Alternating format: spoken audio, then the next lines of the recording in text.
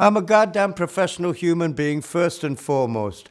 And the other things, the synergy of my senses, be they touch, sight, hearing, they are the culmination of my expression of compassion for humanity. So I guess if I was to describe myself, even before I was an artist, art happened to be the tool in which I want to express my compassion for goddamn humanity.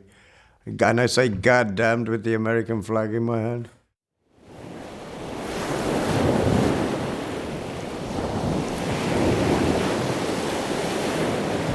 My name is Herbert KEARNEY. We're here in the studio of the artist known as Herbert KEARNEY. I don't know about a studio. It's more like a laboratory of the alchemy of existence in here at the moment. Come in, brr. Go on. Ah. Hello, crazy tiger. So we are in what is kindly called the cave. 20-foot high ceilings. 20 foot wide, is it? And about 60 foot long? About 25 foot wide. So this has been the burrow for the last 3 years. And this is the mapping of my madness after falling out of the float tank. I had the idea to build a sensory deprivation chamber to clean all the bullshit out of me. If I was going to be true to those ceremonies of rites and cleansing. So again, I did it my own way. And I built a sensory deprivation chamber, and I lay in it 900 pounds of salt, and warm water, body temperature water like, total darkness, breathing tube at the end, 4 inches thick of foam. And look what it says on that. That's perfect. On the door it says fragile. It's a shipping crate, I think. So this is the float tank. This thing here, look. So I spent 3 months of healing. After my leg fucked up, I went into depression. I spent 3 months of healing in this thing. How does it work, Herbert? This is how I stopped to learn how to stop breathing. It's a float tank. It's 4 inches thick foam, sealed on the inside with 900 pounds of salt and 10 inches of water, body temperature, with a breathing apparatus but no sound. That's why you put a pipe on the inside wall and bring it across to separate the sound from the air. And you make it totally sealed in. And it's called a sensory deprivation chamber. Look at this. This is the head of an old bedhead I found in the street. I did a lot of dumpster diving for this. So this is my deprivation tank chamber. This is my sensory deprivation after the depression with the fucked up leg and the failed sculpture, the 2 failed shows and broken promise after broken promise. I crawled into this fucking thing. And I stayed there for 3 months. Well, like about an hour, 2 hours, 3 hours. And then sometimes you'd forget how long you were in there. I had to leave doing it. You're meant to do it with a sitter when you start doing it. Someone to knock after about an hour or something. But then I got cap on and I left the door open and started to become friendly. It was like my womb tomb. And then rather than making it a seed cell for growth or rejuvenation or rebirth of some fucking level, open the door, use it as a little kiddie pool, splash around in it. I went in on the Thursday afternoon and I fell out of the thing. I think it was the Saturday morning.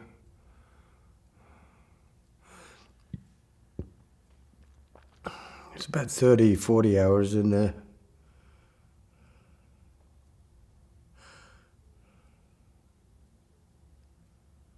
And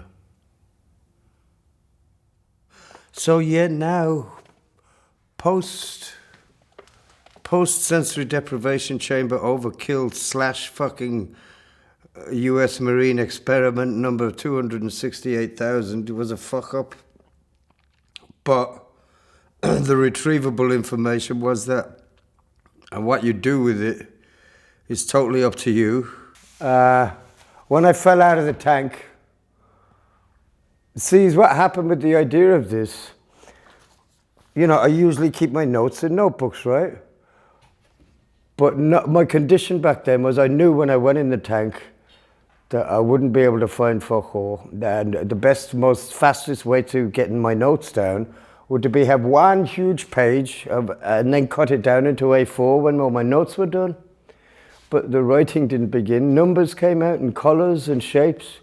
Once this was initially done, I went back to bass sounds, animal sounds, guttural sounds from our pre-lizard-brained existence. Oh, do, le, oh, jag, I, la, so, I, sol, fa, al, mio, e, re, udo. Chakra vowel sounds are next, and they are Sahastara, Anja, Vashuddha, Anahata, Manipur, Hara, Swadhyasthana, Maladara, and I used to mantra these when I was doing my hand mudras, you know. So these harmonics. This one is the solar plexus, which is one of these, right? This one. And the number represents where it is on the planets, which frequency. Now, where are the frequencies on the planets? These are the Mars orbit 289, I got it.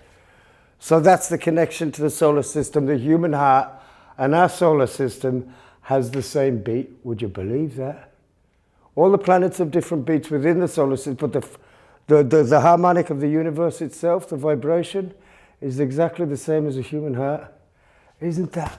Do you know that when I discovered that through all this mucking and messing and researching, it was the biggest relief off me. So I started falling into the Aya Horus, and I did my interpretation of the fucking the Aya Horus through using this universal map, the solar system, and the pineal gland. That's what I came across, and I started vibrating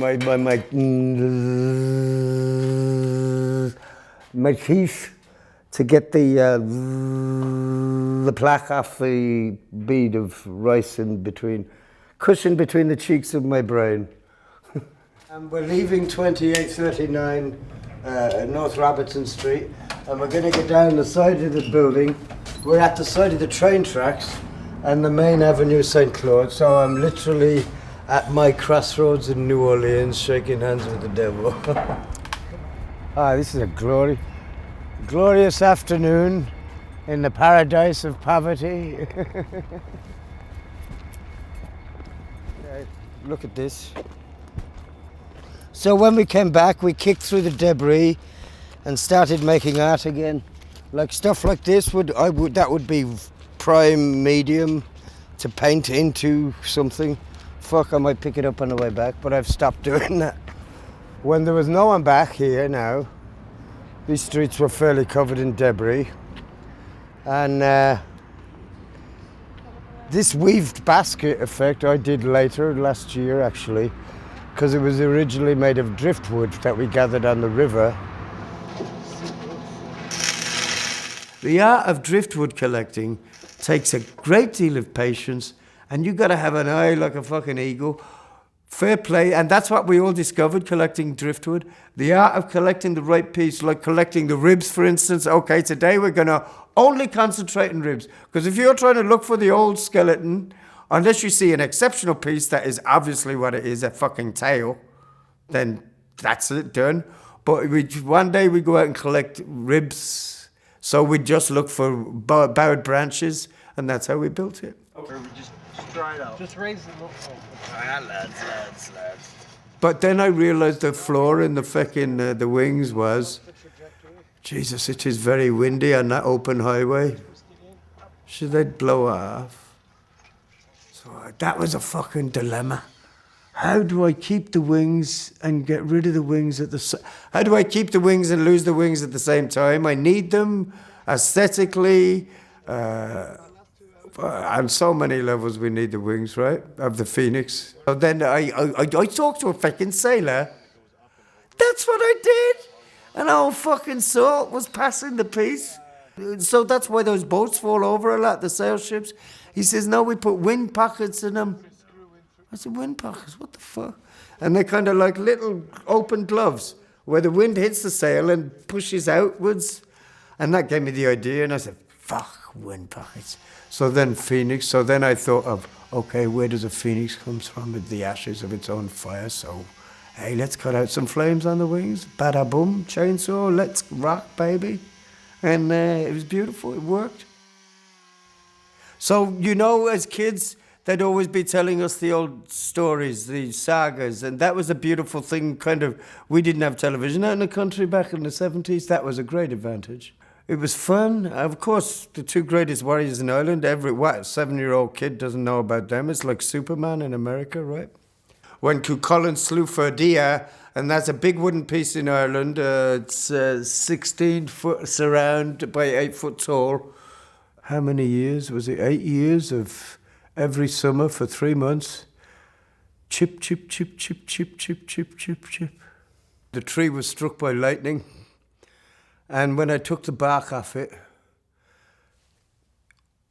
all the branches were growing through itself. It wasn't growing outwards. All the branches had... So I cut all the branches out, and then it became the twin trunk that it grew up into be. And it was like the one log was killing the other. It's my longtime friend and director of the Barristers Gallery, Andy Antipas. God bless you, you old rogue. And he's been a great supporter down through the years while being in New Orleans and her traumas and blessings. And this is the Barristers Gallery. Andy is the director of, and I have an exhibition here called We the Water. So if you'd like to follow us in tonight. So every afternoon at dusk I'd go down to the water since the oil spill in the Gulf here, which is still leaking, by the way. And I have this little bottle of water, and I do this mantra, a ritual that I do down at the river every day. And it's we the water we, heal ourselves and save the sea. This was made out of the destruction of the old studio. These are hospital gauze. There were no stores open, another storm. And this is driftwood from the river, and this is deer gut sinew that I strapped the canvas onto the wood to make a high relief mixed media. So these are hospital gauze, and this is the map hairs from my old map. And it's Kuan Yin, and this here is a piece of brands that spattered from a sculpture called the Aquacorn, my animal familiar. And it's the last drop of mercy. And when I was mounting this, the clay face, I put it on and it slid off and cracked into 3 pieces. So I glued it back on, and a drop of glue came out of the corner of her eye and rolled all the way down the piece. I always like to come from a tradesman's point of view when I'm thinking high art. That's my little inside trick. I like to get into the blood and guts of what constitutes the divine act of creation as opposed to what's a great painting. The blood and guts of it were actually, I went fishing. And I went fishing long enough to fall in love with the ocean. And when I came back to land, I was falling through the ground, and I understood what sea legs were. It happened on a Greyhound bus ride, I think, coming into Louisiana. That's where I saw that fucking boat. And we were crossing over a bridge, and it was one of those moments. But it was an image, imprint. I took it all in like a fucking robot. It was an old fishing trawler boat. It was stuck in the mud, lying on its side-ish. It kind of looked like a graveyard for ships, but there was only these 2 there, but it was very poignant anyway. And of course, womb tomb, from tomb to womb to tomb. The recycling of consciousness, all of that comes out. And yeah, while I was building it, Yeah, I even put a little bottle of gin in there for the captain, just for, got to keep the sense of humor, you know. This is called treading water, and that's what we do down here best, but also on a metaphysical level. I first did the dive, then I did a second dive, and then it was a trip, the triple fall. The third one was a fall. So this is treading water. And what they're doing with water today is a craziness, so that's the whole basis of it. So this is a portrait of an old love, but it's based on a crack, which Wabi-sabi, the old Japanese thing, Wabi-sabi. I asked a student once, and he said it literally means sorry, brilliant. Apology, just like the Japanese to apologize for being brilliant, right? How etiquette. So anyway, wabi-sabi, it's a form where they break bowls and they repair them with gold filling. And nothing is perfect but God, right? And so again, this is all based on the golden crack, the green scarf. That's the whole piece of that, healing. And this piece. How did she break? This? Yeah. What can I say? I'm glad it was the piece that I punched. Everything's grand down here on the surface, and the minute you're looking for something, you get a phone call. I know a place where there are lots of dead animals. And I say, oh, this is why I love the South. No legislation, no bureaucracy. We're going straight to the corpse. So there is a truth in the deep swamp thing, stories. And it was a strange trip. We drove 50 miles to the Mississippi border. And it was, I don't know, it was a chalet or one of those mobile homes. And this girl comes out and she's kind of semi-retarded. I think she had a claw arm or something. It was very, you know, sad. And lonely. It felt lonely, you know. Forgotten people. And but God, then her mother followed her out. She was a tough old lady. That made it even better. But she had a stroke, I think. And she was all fucked up, but she was tough as a boot. I said, yeah, I'm just looking for a few ribs. And the old lady, the young one brings out a skull and a rib and a thigh bone. I said, well, thanks. That's not, I'm trying to build this shape. The old lady said, come with me.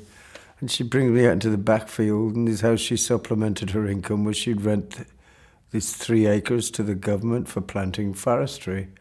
But also people that couldn't afford the vet fee of 600, I guess it doesn't matter now, she's probably dead at this stage. The vet fees are $600, they'd just bring the horses to her to let them graze to death.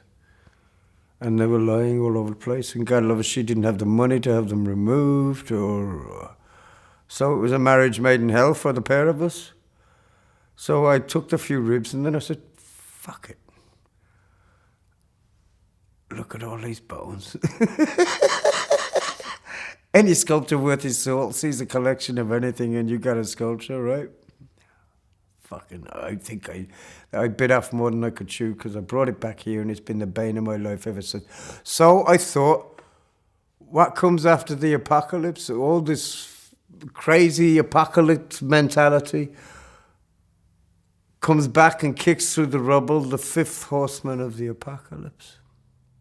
Right? So the 5th horseman of the apocalypse comes back, and the heading on this piece behind me, the bone chair, in which you sit, and you're underneath that is you have been measured, you have been weighed, and you have been found wanting.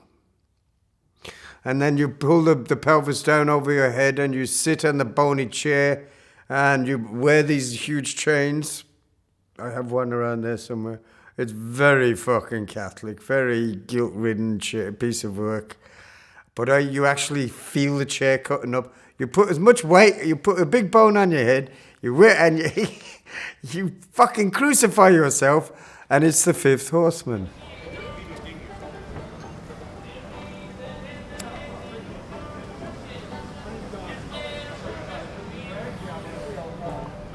Yeah.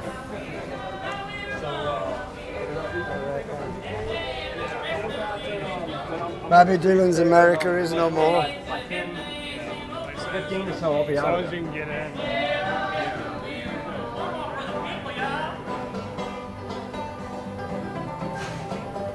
Yeah, you're right. Woo.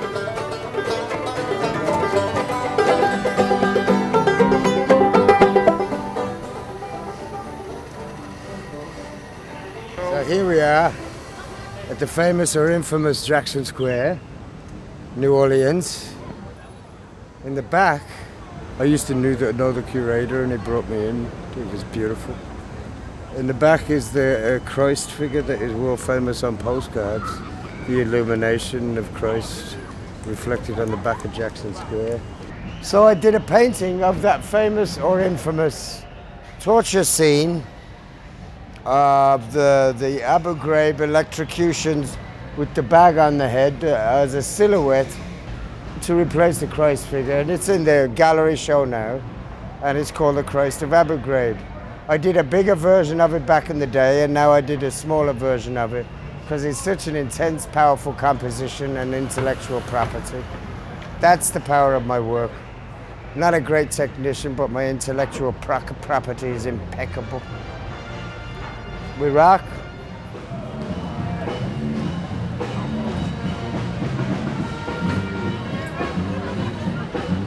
Yeah, yeah.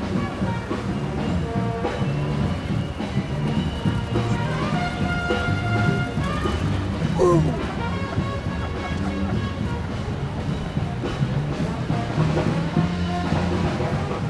Woo.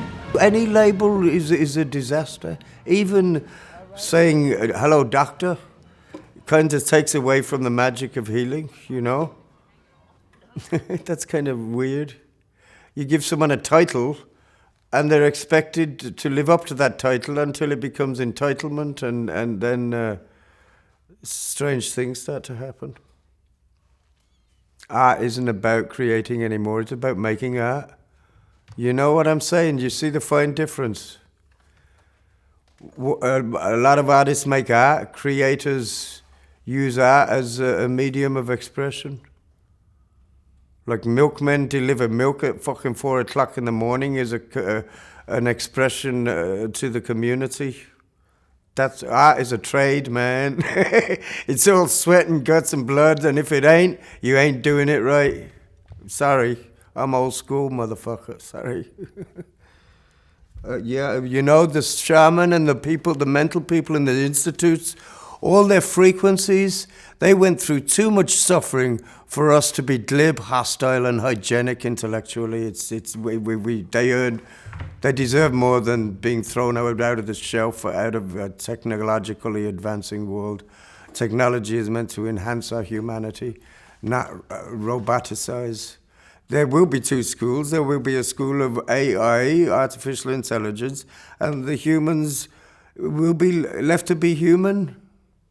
As much as we can, we got to stay human. And when we lose compassion because we're too many hours on the buttons and everything is just an image on a screen. Wow, look at that fella getting shot. Oh, look at that dog getting mutilated. Wow, everything becomes an image on a screen, and the compassion slowly gets digitized out through your eyes. So I'm saying that's why the frontal lobes and the penury, it's a two-way street. It's not just a projection of what you're seeing like on the screen. The penury gland and the emotions of the frontal lobes interact. That's the difference between all of this and the synergy of the senses in the name of consciousness, wonderment, and beauty of the universe. Ba-dum-bum.